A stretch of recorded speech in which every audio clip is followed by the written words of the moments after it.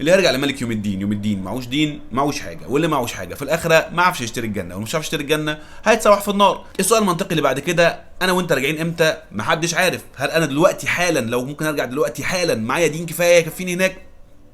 كل واحد يجاوب لنفسه. طب نلبلسه جه قال لك طب انا ما كنتش عايز اجي اصلا، انت ايه اللي جابني لا جنه ولا نار؟ ما لو كانوا خيروني ما كنتش قلت انا عايز اجي. واتفقنا المره اللي فاتت ان حضرتك اخترت تيجي، انا وانت اخترنا نيجي، واستشهدنا بايه سوره الاعراف 172 و173. واتفقنا برضو ان وجودنا هنا نعمه، وده اللي هكلمك فيه النهارده. حلقه جديده من رضي الله عنهم ورضوا عنه. رضاك يا الله. قبل ما ابدا المره دي محتاج اشكر واحد من اصدقائي جدا جدا جدا، عشان من لم يشكر الناس لم يشكر الله. استاذ محمد نبيل، ربنا يبارك في عمره ويحفظه. المره اللي فاتت وانا بقول ايتين 172 و173 من سوره الاعراف اتلخبطت في الاول ايه في كلمه او اتنين، كلمتين، وفي الايه الثانيه في حرف صغير.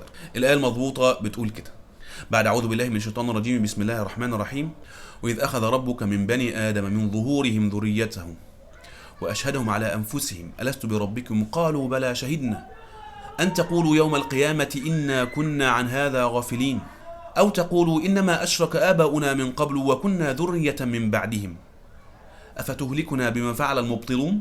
دي الآية المضبوطة. جزاك الله خير أستاذ محمد، بحبك في الله والله. إزاي بقى وجودي ده نعمة هنا؟ أحب أقول لك يا سيدي، البني آدم مش جاي عشان يموت. أنا وأنت مخلوقات أبدية جايين عشان نعيش على طول. ازاي؟ ربنا سبحانه وتعالى لما خلقنا، الخالق سبحانه وتعالى لما خلقنا في عالم الذر، وبعدين في بطن امهاتنا، وبعدين على وش الارض، وبعدين في بطن الارض، وبعدين في البرزخ، وبعد البرزخ خلود، يا اما في الجنه يا اما ربنا يعافينا في النار. وعشان تفهم حاجه تانية برضو كويسه، ربنا سبحانه وتعالى بيقول في سوره الاسراء: ولقد كرمنا بني ادم. عارف التكريم ده يبدأ منين؟ إن الله سبحانه وتعالى نفسه ملك الكون، خالق الكون، البديع الجميل سبحانه وتعالى، خلق سيدنا آدم بيده سبحانه وتعالى. مش بس كده، ده أسجد ليه الملائكة.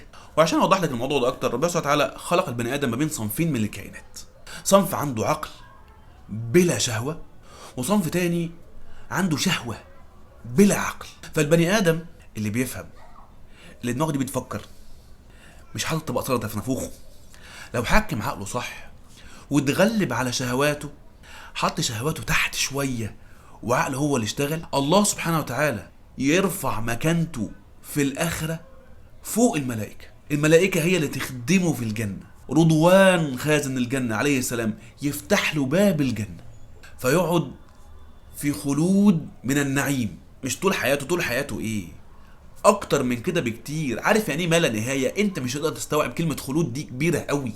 يا اما ربنا يعافينا يبقى من الصف التاني اللي غلب شهواته على عقله، فيبقى تحت خالص عند مرتبه البهائم. ايوه البهايم بالظبط. وعلى فكره مش انا اللي قلت كده، ربنا يعافينا وربنا سبحانه وتعالى هو اللي قال كده. اسمع الايه دي في سوره محمد، الله سبحانه وتعالى يقول كده: بعد أعوذ بالله من الشيطان الرجيم بسم الله الرحمن الرحيم، إن الله يدخل الذين آمنوا وعملوا الصالحات جنات تجري من تحتها الأنهار والذين كفروا يتمتعون ويأكلون كما تأكل الأنعام والنار مثوى لهم. مش أنا شتمته، ده ربنا سبحانه وتعالى هو اللي شبهه بالأنعام، شبهه بالبهايم. هياكل ويتمتع يعيش حياته، بس زي ايه؟ زي البهيمه. فصدقني يا صاحبي والله انا وانت هنا في نعمه كبيره قوي. وجودنا اصلا نعمه. فكره ان انا اعيش على طول مبسوط دي نعمه كبيره جدا. اكل وشرب ودلع ونغنغه، بس انت عايز ايه؟ اوعى تبقى من اللي ربنا سبحانه وتعالى عنهم كده في سوره تبارك: وقالوا لو كنا نسمع او نعقل ما كنا في اصحاب السعير. يا اخي شغل دماغك. طب شكر نعمه الايجاد دي ايه بالظبط؟